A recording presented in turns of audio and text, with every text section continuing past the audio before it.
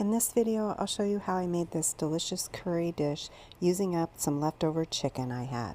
First thing to do, start some rice cooking.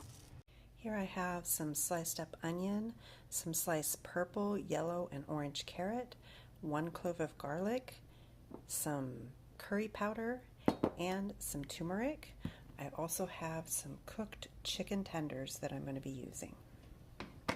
Add extra virgin olive oil to a hot pan, enough to coat the bottom.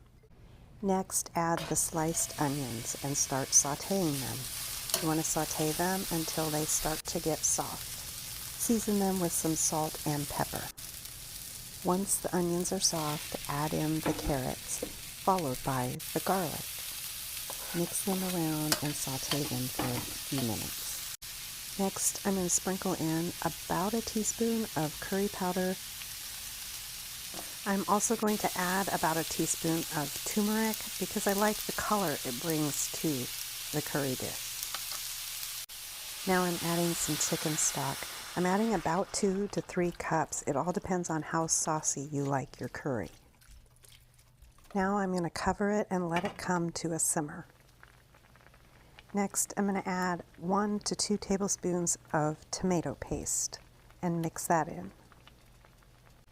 And once that's mixed, I'm going to add some sriracha and just do it to taste. If you like it spicy, add more.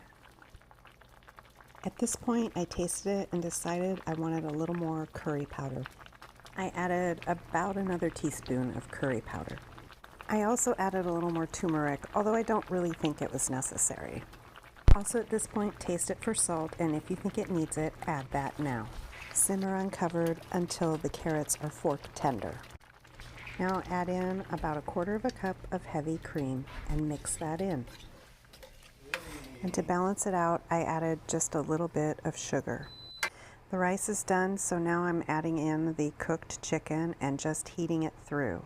After that, I'm adding in a little bit of chopped spinach. Once the spinach is mixed in, it's ready to serve. I served it over white rice. My family really enjoyed this dish and requested I make it again. Thanks for watching.